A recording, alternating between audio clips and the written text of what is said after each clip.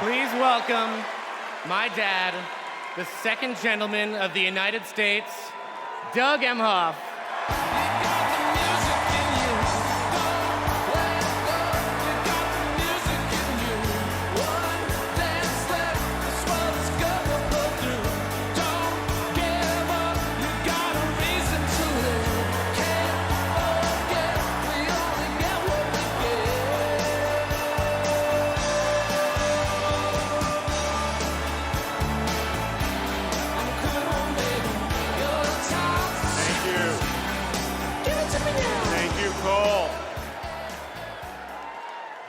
I guess he didn't want me to give this speech. He just...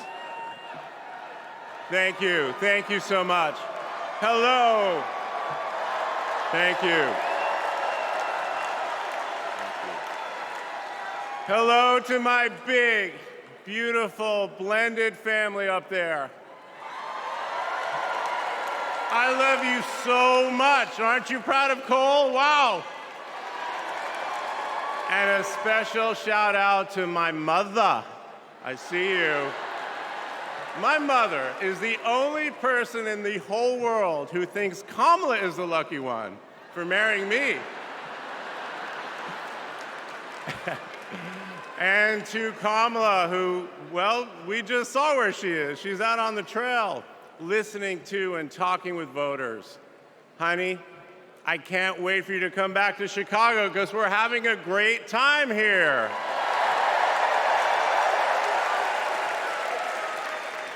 I love you so much.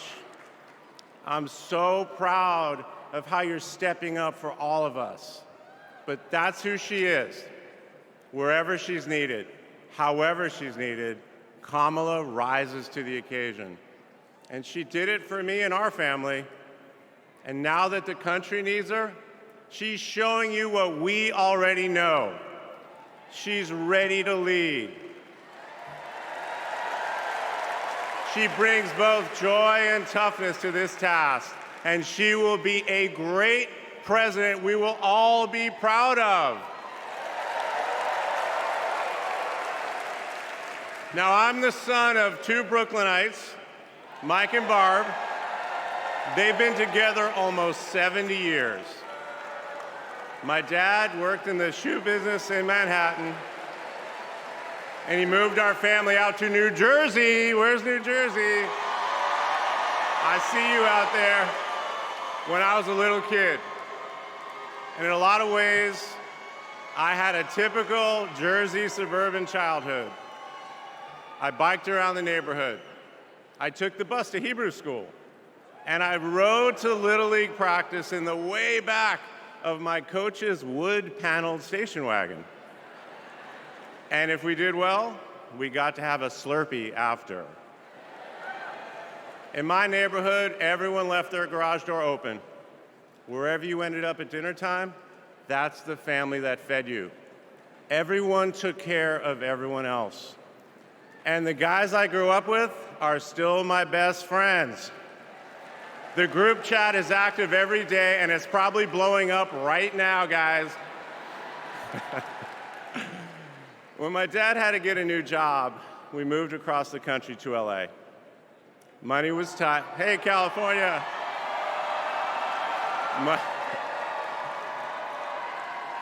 Money was tight, so I worked at McDonald's in high school for some extra cash. Not only was I Employee of the Month, but I still have the framed picture, which you just saw, and there was a ring, golden arches and all. And then I waited tables, parked cars. I was working full-time so I could afford to go to college part-time. And thanks to partial scholarships, student loans, and a little help from my dad, I got myself through law school. And I got my first job as a lawyer,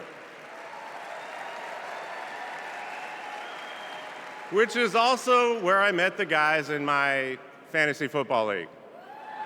And a lot has changed in our lives since the early 90s, but my team name is still Nirvana. Yes, after the band. I worked hard, and I love being a lawyer. And by the way, I still get to be part of the profession by teaching students at Georgetown Law School. I got married, became a dad to Cole and Ella. Unfortunately, I went through a divorce, but eventually started worrying about how I would make it all work. And that's when something unexpected happened. In 2013, I walked into a contentious client meeting. We worked through the issue, and by the end of the meeting, the now happy client offered to set me up on a blind date, which is how I ended up with Kamala Harris's phone number. Now, for generations, people have debated when to call the person you're being set up with. And never in history has anyone suggested 8:30 a.m. And yet, that's when I dialed. I got Kamala's voicemail, and I just started rambling. Hey, it's Doug. I'm on my way to an early meeting. Again, it's Doug. I remember I was trying to grab the words out of the air and just put them back in my mouth. And for what seemed like far too many minutes, I hung up. By the way, Kamala saved that voicemail, and she makes me listen to it on every anniversary.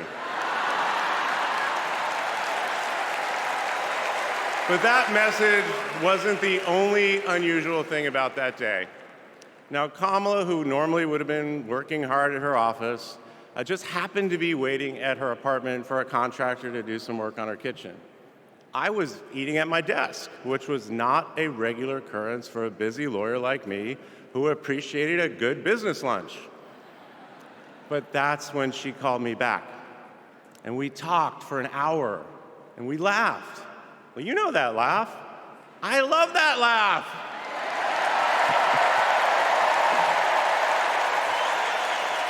And maybe that counted as our first date.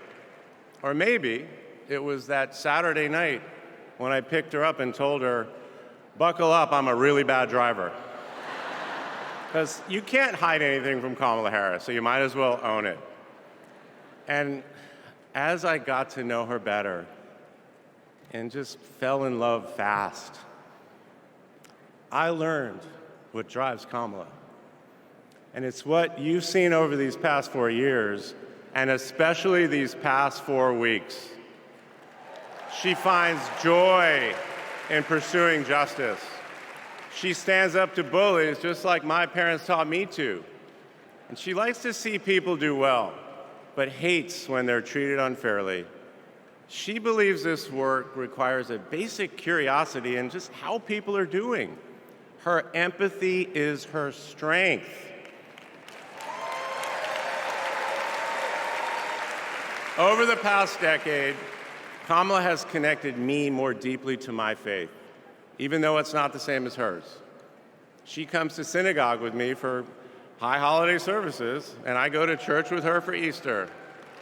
I get to enjoy her mom's chili relleno recipe every Christmas, and she makes a mean brisket for Passover. It brings me right back to my grandmother's apartment in Brooklyn, you know, the one with the plastic-covered couches. But Kamala has fought against anti-Semitism and all forms of hate her whole career. She's the one who encouraged me as second gentleman to take up that fight, which is so personal to me. And those of you who belong to blended families know that they can be a little complicated. But as soon as our kids started calling her Mamala, I knew we'd be okay. Ella calls us a three-headed parenting machine. Kamala and Kirsten, thank you both. Thank you both for always putting your family and the kids first. Now, Cole and Ella's friends knew that when they'd come over for Sunday dinner with Mamala, it was going to be real talk. In between taking cooking instructions, they'd have to answer questions about what problem they wanted to solve in the world. They learned that you've always got to be prepared because Kamala is going to prosecute the case. And in the same breath that Cole and Greenlee told us that they were engaged, they asked Kamala to officiate their wedding. And in the same way that she always steps up when it matters, Kamala put so much time into those remarks, and she bound them in a book that matched her dark red dress, and then turned that into a gift for the happy couple. A few days ago, during this incredible time we're going through, there was a brief window when Kamala was back at home. And I saw her sitting on her favorite chair, and in the middle of a wild month, I just hoped that she was having a quiet moment to herself. But then I realized she was on the phone. And of course, my mind went to all the potential crises that the vice president could be dealing with. Was it domestic? Was it foreign? Was it campaign? I could see she was focused, and all I knew was that it must be something important. And it turns out it was. Ella had called her. That's Kamala. That's Kamala. Those kids are her priorities, and that scene was a perfect map of her heart. She's always been there for our children, and I know she'll always be there for yours too. Kamala is a joyful warrior. It's doing for her country what she has always done for the people that she loves. Her passion will benefit all of us when she's our president. And here's the thing about joyful warriors. They're still warriors. And Kamala is as tough as it comes. Just ask the criminals, the global gangsters, and the witnesses before the Senate Judiciary Committee. She never runs from a fight. And she knows the best way to deal with a coward is to take him head on. Because we all know cowards are weak, and Kamala Harris can smell weakness. She doesn't tolerate any BS. You've all seen that look, and you know that look I'm talking about. That look is not just a meme. It reflects her true belief in honest and direct leadership. And it's also why she will not be distracted by nonsense. Kamala knows that in order to win, we cannot lose focus. America, in this election, you have to decide who to trust with your family's future. I trusted Kamala with our family's future. It was the best decision I ever made. This Thursday will be our 10th wedding anniversary, which I know it means I'm about to hear that embarrassing voicemail again. However, that's not all I'll be hearing. That same night, I'll be hearing my wife, Kamala Harris, accept your nomination for President of the United States.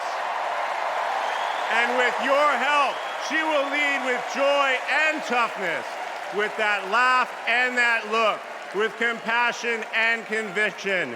She'll lead from the belief that wherever we come from, whatever we look like, we're strongest when we fight for what we believe in, not just against what we fear.